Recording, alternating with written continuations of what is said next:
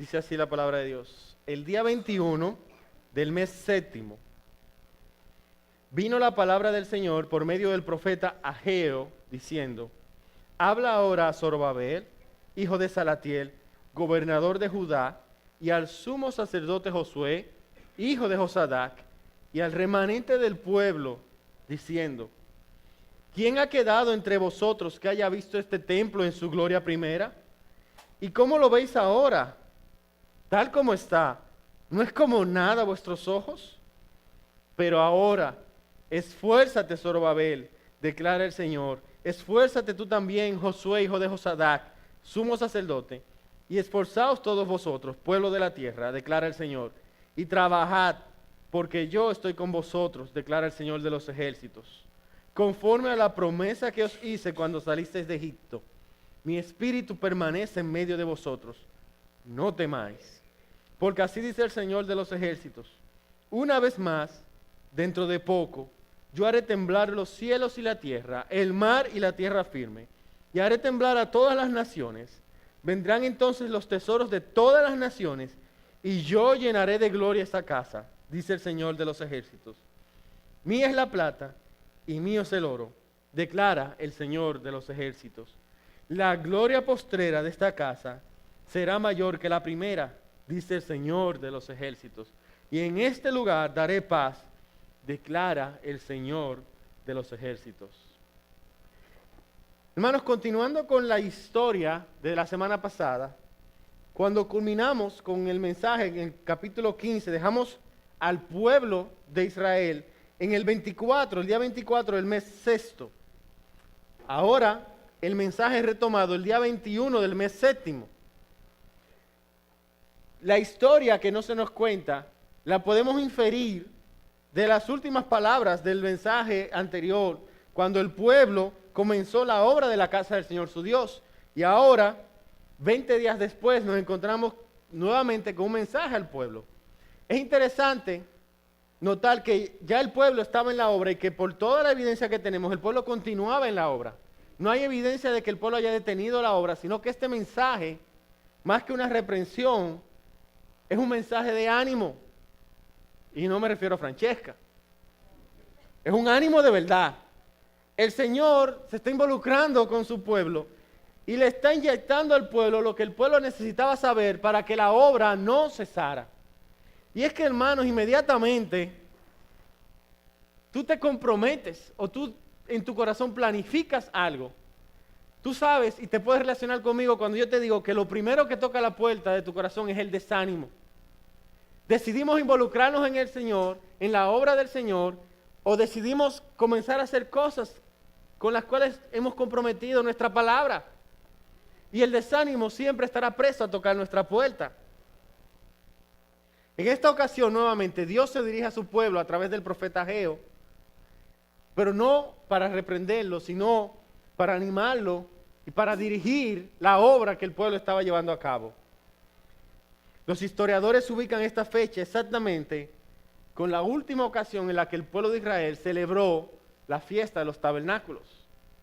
La fiesta de los tabernáculos es una ocasión en la que todo el pueblo de Israel, toda la nación de Israel, dejaba sus casas e iba a Jerusalén y construía casas, tabernáculos, diferentes casuchitas, y habitaba en ellas durante 7 días para celebrar y conmemorar la forma en la cual Dios los sostuvo durante el desierto y los llevó hasta la tierra prometida. Era una fiesta que no se había celebrado en muchos años porque la nación había estado cautiva. Y es una fiesta que también en cierto punto de la historia de Israel cesó. Pero era una de las fiestas que Dios había prometido que cuando ellos fueran a celebrarla, dice que la palabra de Dios que las fronteras iban a ser guardadas por el Señor. Piensen en el contexto. Las naciones dependían de sus fronteras. No había teléfono, no había internet. Los adolescentes se preguntan cómo vivían los adolescentes de esa época. No había WhatsApp. Si había una invasión, lo único que podía salvar a una nación era que sus fronteras fueran lo suficientemente fuertes para retener la invasión en lo que ellos pudieran reforzarse. Pero el mensaje llegaba a la velocidad del hombre que corría más rápido. Eso es, huye y dile al rey que estaban atacando. Y ahora Dios les dice, bueno, cuando ustedes abandonen sus pueblos y dejen a sus mujeres o sus chiquillos a obedecer mi palabra, yo estaré cuidando las fronteras. Una promesa seria. Dios les dijo, miren, si ustedes me obedecen a mí, mis ángeles estarán en la frontera y nadie los atacará. Pero estamos hablando con un pueblo que apenas unos años antes había regresado de 70 años de cautiverio. Algunos de los que estaban en el pueblo recordaban el desastre que Babilonia había hecho con la nación de Israel. Los caldeos barrieron todos los pueblos de Israel. Acabaron. Es triste leer el libro de Lamentaciones y leer lo que sucedió con la flor y nata de la sociedad judía en ese momento. No perdonaron a nadie. Los hombres más importantes fueron ejecutados. Niños, mujeres, todo el mundo sufrió. Y lo que no destruyeron se lo llevaron. Y en este momento ellos están celebrando, los que quedan, que están concentrados alrededor de Israel, están celebrando esta fiesta. Pero hay algo más. Aparte de la inseguridad en la que ellos están en ese momento, ellos están también ante la vista de un nuevo templo que están construyendo. Y a su mente vuelve el recuerdo de la gloria del templo de Salomón, que había sido destruido 70 años antes. Cuando usted lee la historia del templo de Salomón, todo el oro, plata, bronce que no se podía contar, no había número para saber cuánto bronce se había usado. Todos los detalles, el cedro que se transportó del Líbano en barcos, toda la obra, la majestuosidad del templo. Y ahora nos encontramos con un templo que está siendo construido por un grupo de excautivos que llegan a Jerusalén, donde no hay oro, ni plata, ni bronce. Lo único que hay son los utensilios que el mismo rey de Babilonia les devolvió para que ellos lo trajesen. Ageo era muy joven para recordar el templo. Pero dentro de Israel habían ancianos que eran jóvenes cuando fue destruido el templo y recordaban todavía la primera edificación. Y yo me imagino, el ánimo no estaba muy festivo ante la vista de este templo que ellos están construyendo, que es tan pobre comparado con aquel.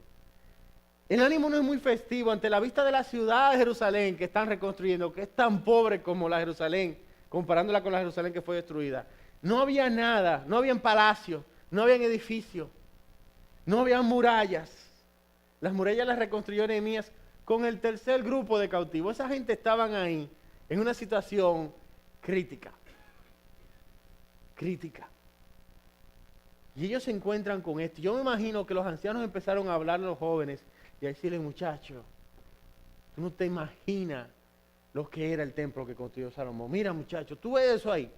Mira, el templo comenzaba aquí y llegaba hasta allá donde tú ves, mira, y corría hacia atrás y hacia allá arriba era una columna de bronce y los muchachos, ¡wow! Y la ropa de los sacerdotes, mira, tenían piedras preciosas. Y eso era una ceremonia. Y el mar de bronce donde se lavaban los sacrificios. Y cuando tú entrabas, mira, los quiciales bordados en oro. Que hasta el piso, del piso hasta el techo estaban en oro. Con hilo de oro se bordó la tela que separaba, mira, el lugar santo del lugar santísimo. Eso era, mira, tal como está. No es como nada a vuestros ojos. Dios está enfrentando el problema directamente. Parece que el esfuerzo que ustedes están haciendo, miren, es nada. Ustedes como que están construyendo en paja. Hermanos, muchas veces nosotros cuando queremos comparar nuestra labor para el Señor con la labor de otra persona, o con la iglesia, con otra iglesia, o con otro país, cuando nosotros queremos comparar la obra, a veces nosotros nos parece que lo que nosotros estamos haciendo es nada. Porque cuando usted compara esta iglesia con los edificios de otra iglesia, usted dice, no, pero nosotros somos unos niñitos altos jobos. O cuando usted compara su capacidad de obrar en la obra y lo que usted hace para el Señor, y usted ve otras iglesias que cuando usted dice, no, nosotros vamos a Robert Reed y reunimos, que llevamos 3 carros, y entonces escucha el testimonio de otra iglesia que dice, no muchachos, nosotros vamos a la cárcel y reunimos 3 camiones. Y usted, yo voy a Robert Reed. yo como que no llevo nada. Como que parece que nosotros no estamos aportando tanto a la obra del Señor. Como que el desánimo a veces toca la puerta cuando tú vienes a ver los recursos con los que tú puedes hacer la obra del Señor y los recursos que tienen otra gente que quizás lo está usando y lo está usando bien. Y tú dices, pero Señor, ¿por qué? ¿Por qué? A veces como que esa espinita. ¿Por qué yo no? Yo no puedo, no tengo que hacer. Porque yo no, ¿para qué yo voy a obrar, Señor, si lo que yo puedo hacer es tan poco? Yo no soy quizás el más educado, yo no puedo salir en la televisión, yo no puedo salir en la radio defendiendo un tema teológico como Núñez, como Otto. ¿Y por qué, Señor? Esa gente está haciendo una obra, yo no estoy haciendo nada. Yo como que no debería estar en esto, Señor. Y empieza el desánimo a tocar la puerta de tu corazón. Y Dios empieza a cuestionar al pueblo enfrentando el desánimo. Porque parece que en ese momento el pueblo corría el riesgo de parar la obra, porque la veía como nada a sus propios ojos. Y tú dices, pero ¿y por qué? Si yo estoy obrando para el Señor de los ejércitos, para el Rey de Reyes, para el Señor de señores, para el soberano, ¿por qué lo que yo estoy haciendo parece como que no aporta nada al Señor? Como que no me aporta nada a mí. Y el servicio a Dios se ve tan insignificante. El problema, hermanos, no es Dios. El problema no es el servicio a Dios, el problema somos nosotros, que quizás estamos trabajando de la manera equivocada. Y no estoy diciendo con los recursos equivocados, estoy diciendo quizás nosotros estamos trabajando, esperando lo que Dios no nos ha prometido. Y como no nos está llegando, entonces nos estamos desanimando. Quizás nosotros abrazamos la obra del Señor pensando que nos íbamos a cubrir de bendiciones y gloria. Quizás esta gente se embrujó en el templo pensando que Dios iba a mandar camellos cargados de oro para adornar el templo de oro. Quizás nosotros pensamos que cuando decidimos hacer la cosa para el Señor nos va a facilitar el trabajo, porque es para Dios o no es para Dios, o no fue Dios que nos mandó. No, yo me voy a hacer pastor, porque el Señor me está mandando a predicar y mira, el camino se tiene que abrir y la gente me tiene que aceptar. Y eso tiene que ser fácil predicar. Y los frutos tienen que verse. Y porque yo estoy trabajando para el Señor, hermano, y eso no siempre es así. Estamos acercándonos a la obra de Dios de una manera equivocada. Y si nos estamos acercando de una manera equivocada, corremos el riesgo de desanimarnos. Y en este nuevo año, quizás nosotros tengamos que luchar con un desánimo que estemos arrastrando de años hacia atrás. Porque no estamos viendo los frutos que queremos, que merecemos ver al servicio al Señor. Pero el problema no está en Dios y el problema no está en la obra. El problema está en nosotros, que estamos viendo las cosas con los ojos equivocados. Y Dios cuestiona al pueblo y los lleva a confrontar su corazón y a ver qué es lo que ellos estaban buscando al momento de servir al Señor. Y esa es la pregunta que debemos contestar hoy. ¿Dónde está la gloria y dónde está el honor al momento de servir al Señor? ¿Hay gloria y hay honor? Claro que hay gloria y hay honor. Pero a los ojos humanos, lo que estamos haciendo para el Señor no parece nada, porque lo estamos viendo con los ojos equivocados. Dios quiere que no nos desanimemos. Dios quiere que nos acerquemos a la obra y que la abracemos con un desafío para trabajar con ella, sin temor al desánimo. Y para eso Dios quiere que esta noche nosotros nos abracemos la obra con los ojos correctos y que le preguntemos al Señor, ¿dónde está la gloria y el honor al servir al Señor? La primera pregunta que debemos hacernos está en el versículo 4 y es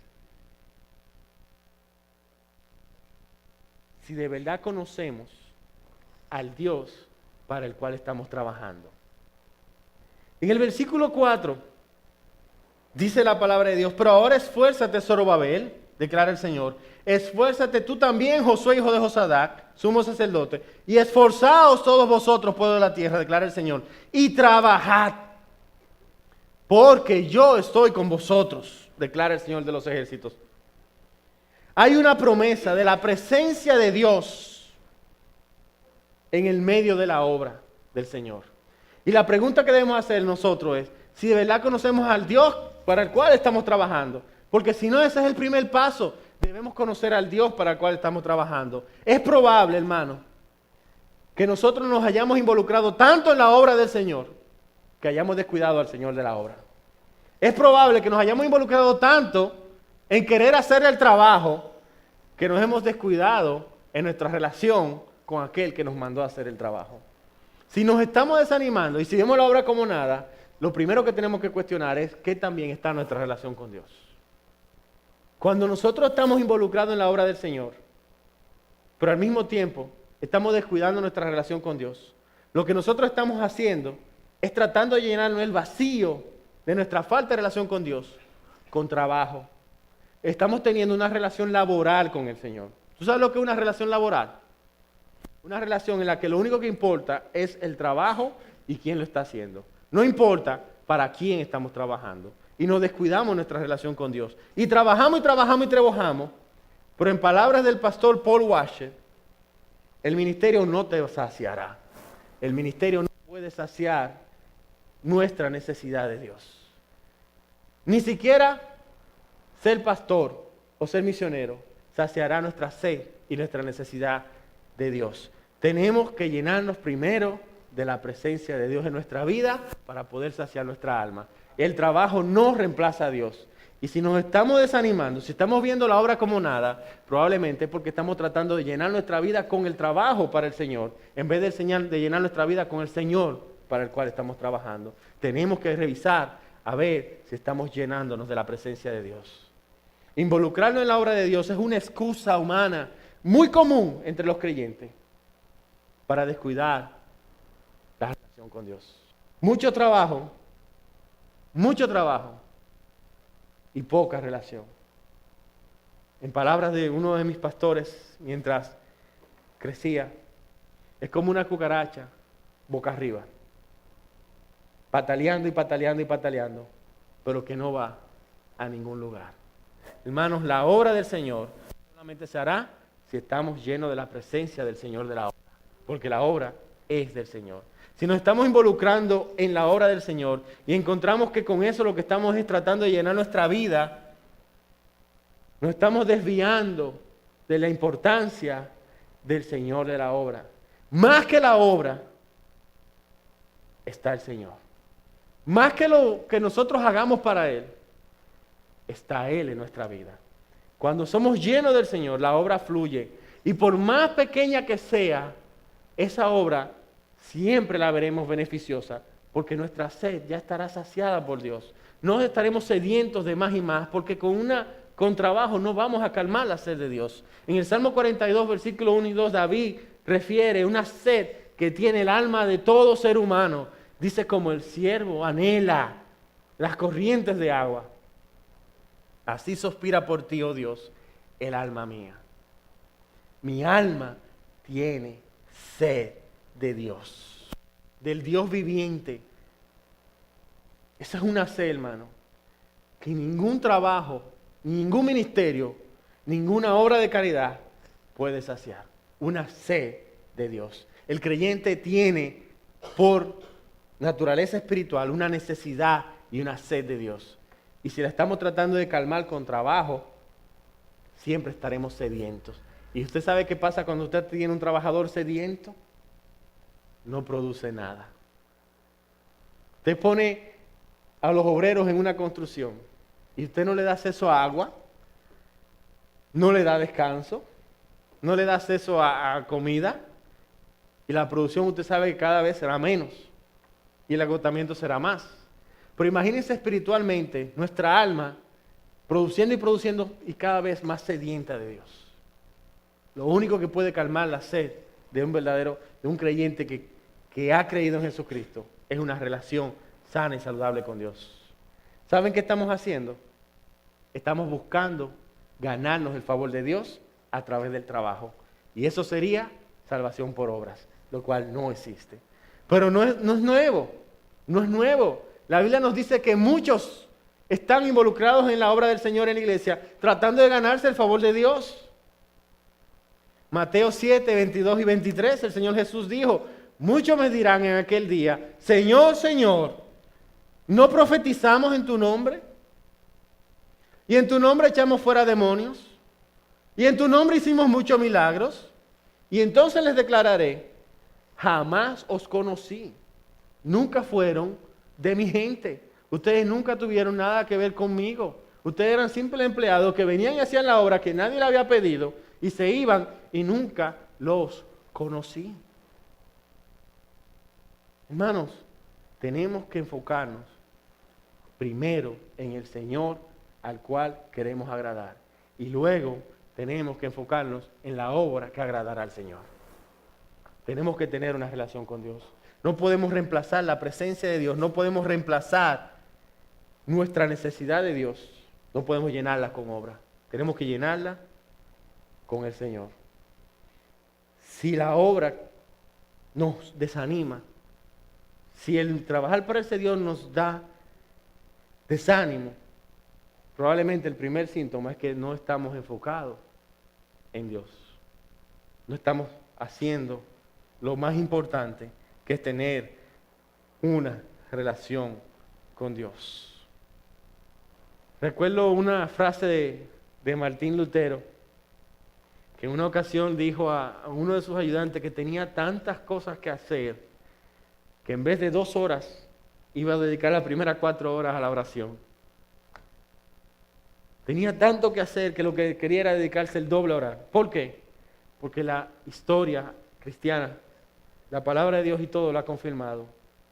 El que más hace no es el que más se afana, sino aquel que busca más el rostro del Señor.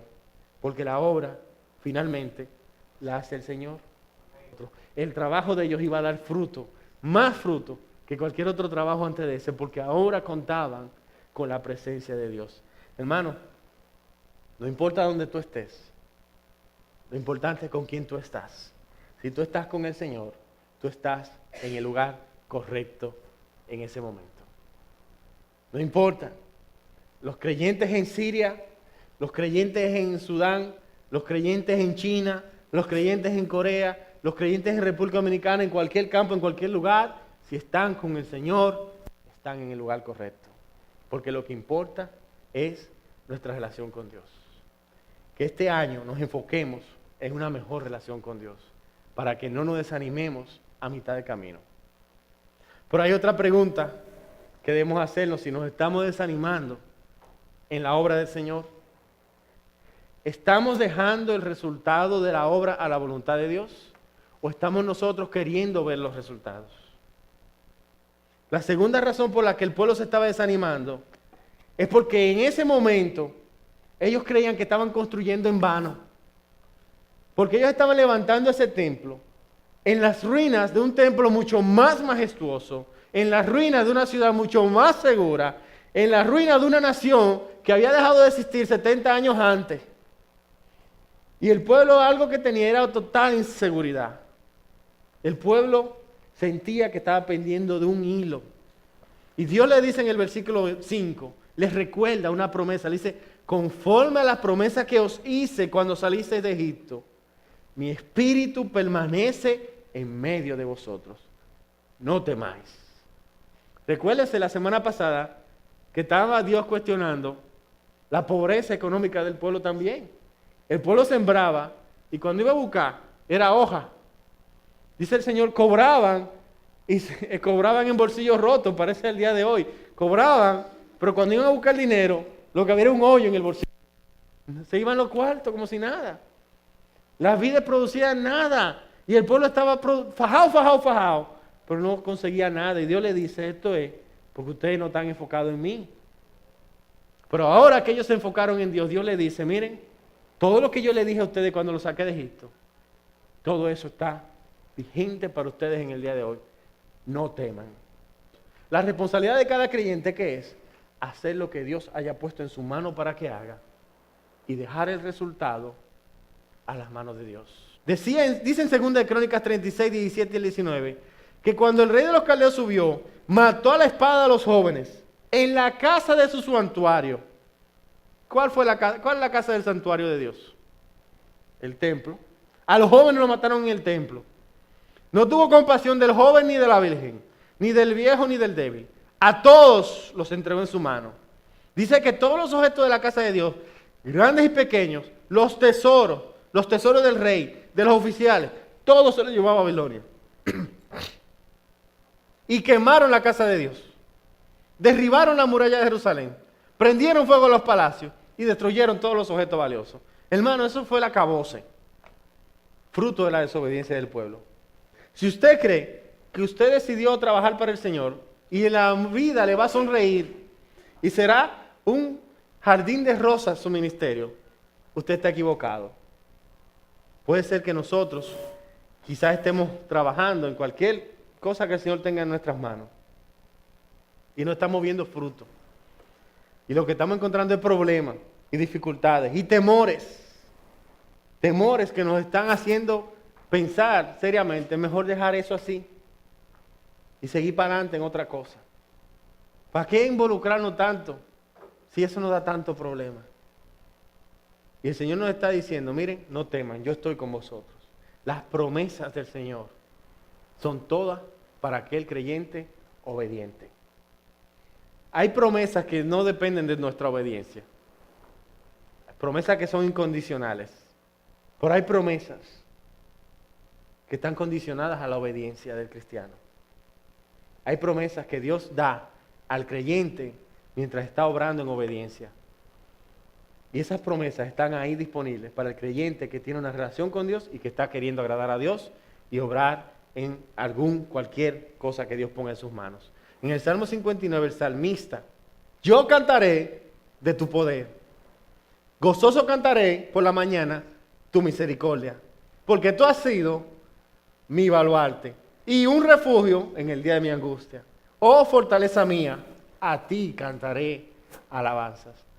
Dios era el poder del salmista, Dios era la misericordia, Dios era el baluarte, Dios era el refugio, Dios era la fortaleza. Hermanos, Dios está ahí para cada uno de nosotros cuando estamos obrando en obediencia.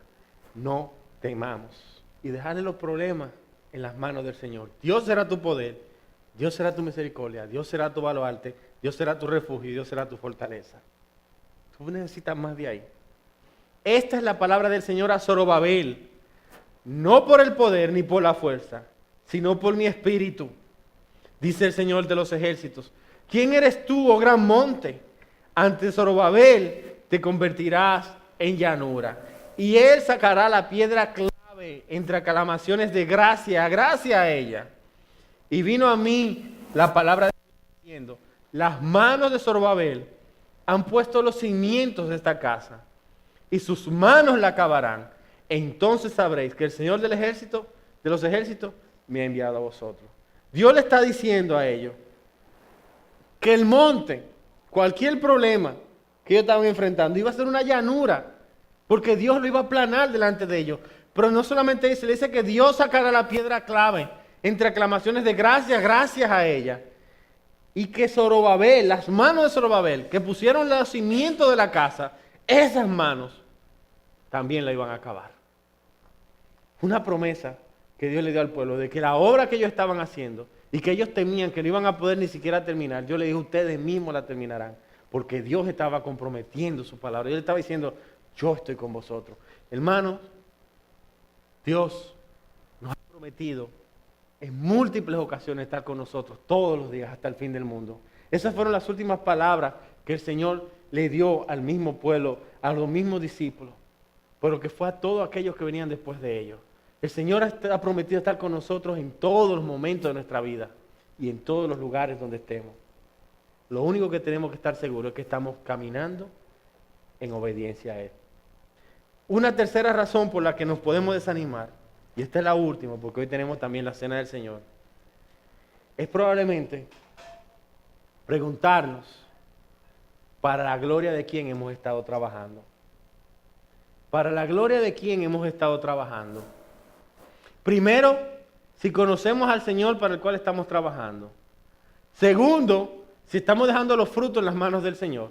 Pero tercero, es para la gloria de quién estamos haciendo lo que estamos haciendo. Y ese es el cuestionamiento que Dios le da al pueblo. En el versículo 6 al 9, Dios le dice, hablándole del templo que están construyendo, le dice, una vez más, dentro de poco, yo haré temblar los cielos y la tierra, el mar y la tierra firme, y haré temblar a todas las naciones. Vendrán entonces los tesoros de todas las naciones, y yo llenaré de gloria esta casa, dice el Señor de los ejércitos. Mía es la plata y mío es el oro, declara el Señor de los ejércitos. La gloria postrera de esta casa será mayor que la primera. Había un tema que el pueblo no había acabado de entender. Y era que la obra que ellos estaban haciendo era una obra que tenía que ser dedicada enteramente a la gloria de Dios. Y que la gloria de Dios no dependía ni de oro ni de plata. Ellos se olvidaron y habían pensado tanto en el templo y en la majestuosidad del templo que ellos se olvidaron de que la gloria del templo era la presencia del Dios aquel al cual el templo fue dedicado. Y en el mismo momento que la visión fue dada al profeta y que la gloria de Dios salió y abandonó el templo, eso no fue más que un edificio vacío, lleno de oro y lleno de plata. Y eso fue lo que fue destruido por Nabucodonosor. Ellos habían transferido la gloria del templo al oro, a la plata y a los utensilios, y se habían olvidado de que lo que hacía el templo glorioso era la presencia de Dios. Y que en el momento que la presencia de Dios abandonó ese templo, lo que los caldeos destruyeron fue un edificio vacío. Dios le está diciendo, esta casa, este cajón, que no tiene ni oro ni plata, ese cajón, yo lo voy a llenar. Y ese cajón estará lleno de mi gloria. Será el edificio más majestuoso que habrá sobre la faz de la tierra, porque estará lleno de la gloria de Dios. Y para recordarle les dice, mía es la plata y mío es el oro. ¿Para qué ustedes me van a traer lo que es mío? A mí no me interesa plata y oro, a mí me interesa que este edificio sea entero para mi gloria. Si nosotros estamos trabajando, esperando que la gloria sea para nosotros, entonces los frutos tienen que ser humanos. Si nosotros estamos trabajando para la gloria de Dios, no fue qué ofrenda se consiguió lo que nos importa. Lo que nos importa es cuántos corazones realmente se entregaron al Señor, cuántas vidas se dedicaron al Señor, cuánta gente se comprometió con el Señor, porque el dinero es secundario. El Señor trabaja con gente comprometida. Y hay evidencia en la Biblia de que a veces trabajamos así. Gente comprometida con el Señor, que en algún momento de su vida Dios tiene que cuestionarle y decirle, espérate, tú estás trabajando para ti, ¿eh? Tú estás trabajando para ti. Comprometida con la obra del Señor, hasta sufriendo para el Señor. Pero en realidad en su corazón, lo que está buscando era su propia gloria. Hay un ejemplo en la Biblia, en Jeremías 45. El escriba de Jeremías se llamaba Baruch. Baruch era el escribiente de Jeremías. Jeremías dictaba a Baruch las profecías que Dios le daba. Ya en una ocasión hablamos de Baruch aquí, como un hombre que tuvo que entregar su profesión, porque en vez de gloria y honra, que era lo que él esperaba, estaba recibiendo persecución. Pero aquí en el capítulo 45, el Señor está hablando al corazón de Baruch. Miren, déjenme decir algo. Cuando Jeremías huyó, Baruch tenía que correr con él. No se podía dejar agarrar. Cuando Jeremías se escondía, Baruch tenía que esconderse también. En ocasiones Jeremías hablaba, Baruch escribía y Jeremías le decía, ve tú donde ellos a llevar el mensaje. Y lo que querían era arrancarle la cabeza. No era un trabajito fácil y no tenía seguro dental. O sea que no había mucho beneficio. Todo el que ve a Baruch dice, no, pero Baruch es un hombre de Dios. Pero en el capítulo 45, del 1 al 5, Dios tuvo que cuestionar a Baruch, porque le dijo, Baruch, mira, usted lo puede leer en su casa tranquilo. En el versículo 5, pero tú buscas para ti grandes cosas. Baruch estaba sirviendo al Señor, pero lo que él estaba era buscando su propia gloria, hermano. Él estaba buscando para él cosas. Él estaba buscando el reconocimiento de sus contemporáneos. Él estaba buscando el engrandecimiento en medio de su profesión. Él era el escribiente de un hombre que hablaba de parte de Dios. El problema es que cada vez que él hablaba era fuego. Nos mandaba un mensaje de prosperidad que se vendía bien aún en esos días. Si él llevaba delante del rey un mensaje de prosperidad, salía bien parado de ahí. Pero es que cada vez que llevaba un mensaje al rey, lo tenían que sacar por la ventana. Pero a ese hombre Dios le dice, mira, tú estás buscando para ti grandes cosas. Baruch esperaba tener beneficios de ser un siervo de Dios. Él pensaba que por lo menos Dios tenía que decirle, mira, Baruch, cuando esto lo acaben, ese palacio es tuyo. Y el Señor le dice, mira, tu vida será tu botín. O sea, dame gracias que tú vas a salir vivo. Pero no creas que tú vas a quedar con muchas cosas. Olvídate de esos chelitos en el banco, olvídate de esa tierrita, que donde vaya el pueblo sobreviviente, ahí estarás tú. Hermano, nosotros también hemos abrazado el ministerio de la manera equivocada. Y probablemente, y estoy hablando del ministerio, no por pastor nada más, estoy hablando del ministerio, cualquier obra que hagamos para el Señor. Quizás la estamos abrazando buscando nuestra propia gloria. Nos gusta que la gente nos diga, mira qué bien te quedó. Y cogernos la gloria a nosotros. Aunque digamos, no, para el Señor, pero por dentro estamos diciendo, ay, qué chulo. Queremos brillar. Es como una vela. El fruto de una vela es dar luz, es iluminar al que la lleva. Pero la vela se va consumiendo cada vez más. Y va desapareciendo la vela, pero lo único que le queda es el beneficio de haber cumplido con su propósito de iluminar a aquel que la portaba. Nosotros estamos llamados a consumir nuestra vida como una vela, pero en las manos del Señor. Y al final la gloria se la lleva el Señor, pues nosotros no vamos a consumir para Él.